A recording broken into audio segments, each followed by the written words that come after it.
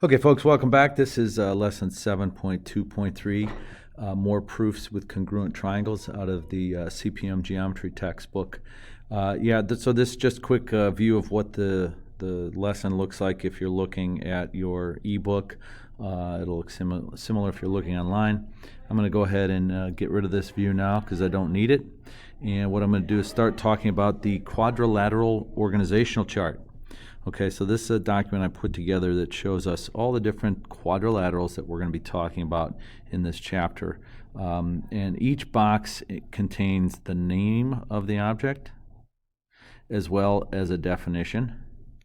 And then when you get down into the specific quadrilaterals like parallelogram, we got the name, we got the definition, and then we got features. Okay, and I want to point these out because the definition defines what the object is, what the polygon is. But the features are things that can be proven using other things we've already learned in geometry. The reason I point this out is because the definition is what the figure is, but oftentimes we have to prove those other features. Now, you know from class that I'm not a huge fan of proofs because I know that students don't often find a great deal of value in trying to prove that these features are true.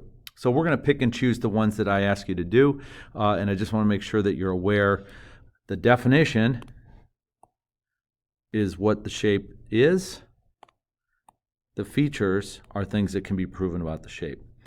So there are, in this picture, we see we've got 1, 2, 3, 4, 5, 6 different special quadrilaterals, and some of them are families of, kind of offspring of parent polygon or quadrilaterals. For example, the rhombus and the rectangle are special parallelograms, and then the square is a special case of both a rhombus and a rectangle.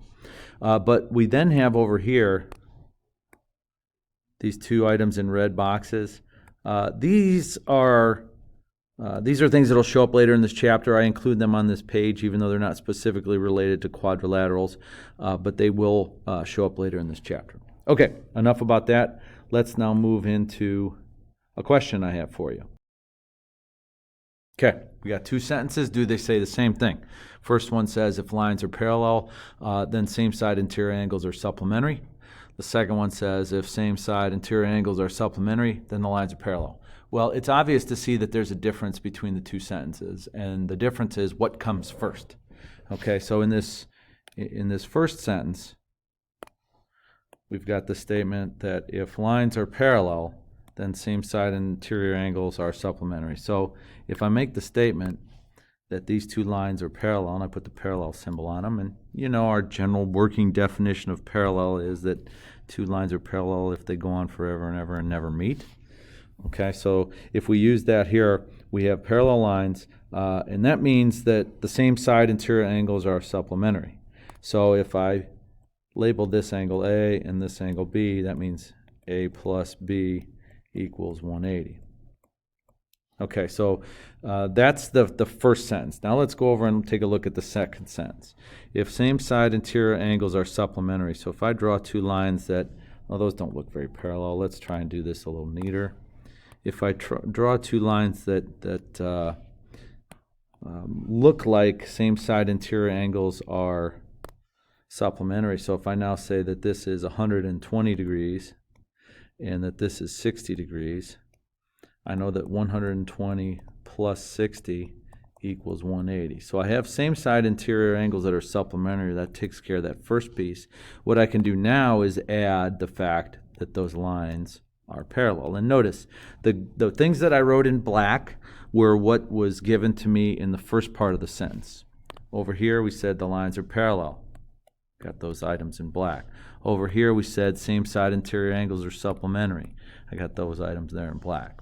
But what came next in green was the things that I drew in green, whether I had A plus B equals 180 or marked the lines as parallel. So at the end of the day, both pictures end up having the same information in them, but it's about what comes first, and that's important when proving things. Okay, so I move on now to question 7-72. It says, draw a flowchart proof with justifications that quadrilateral ABCD is a parallelogram. Remember, you must start with what you know about the shape. All you know is that it is a quadrilateral with 4 right angles. And remember, that's what we said is the definition. Okay, that right there is the definition of a rectangle. You must prove that the opposite sides are parallel. Hint, we'll need a special angle pair that we have learned in the past. Perhaps it's even this special angle pair. Okay, let's go ahead and get started. I'm starting this proof with the following information. ABCD is a rectangle, and that was given. I'm going to add reasons next to each of these ovals, if that's okay with you folks. So all 4 angles in a rectangle are right angles, and that's because of the definition.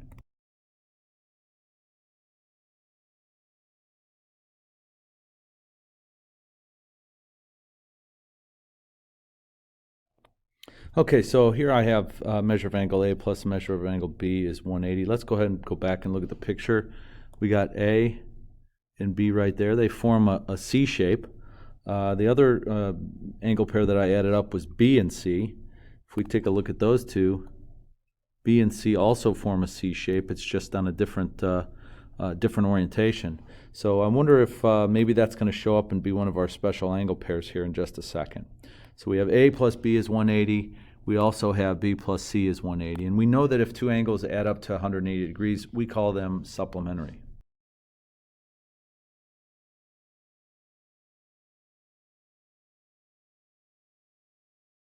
And of course, that is the definition of supplementary angles. Okay, well, what can I do with this information now? I know that if 2 lines are cut by a transversal and the same side interior angles are supplementary, then that means those 2 lines have to be parallel. So if we go back and look at this picture, I know that if the measure of angle A and the measure of angle B add up to 180 degrees, that means that these 2 lines have to be parallel. The same is true if angle B and angle C add up to 180 degrees. That means that these 2 lines have to be parallel. So we can now add the following information to our proof. The top side and the bottom side of this quadrilateral are parallel. The left side and the right side are also parallel.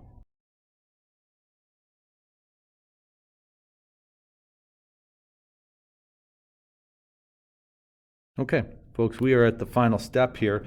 We've showed that both the top and bottom, and the left and right of this rectangle are parallel.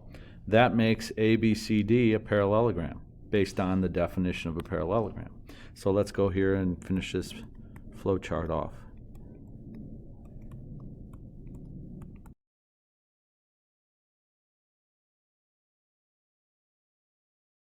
Okay, so let's kind of zoom out here and take a look at everything we've got. We just did a flowchart proof that says if you have a rectangle, it is also a parallelogram. And how does that fit back into the org chart that I gave you at the beginning? Let's flip back there. Okay, so we're going to zoom in on the parallelogram area here. So do me a favor, we're going to take a look right here at parallelograms. So its definition is a quadrilateral with 2 pairs of parallel sides. Now let's jump down and look at the rectangle. For the rectangle, we just proved that if you have a quadrilateral with 4 congruent angles, that's a rectangle, that it's also a parallelogram. So that's this first feature. Okay, so we proved that feature of a rectangle, which is why the rectangle sits below the parallelogram on our organizational chart. And again, the big idea with this lesson, at least this first problem, is that all of these features can be proven. No, we're not going to prove every single one of them because most of these you know already, but we will pick and choose a few to prove. I'm going to go ahead and shut this part of the video down now. Stay tuned for part 2 so you can work on the problems on the back side of the notes.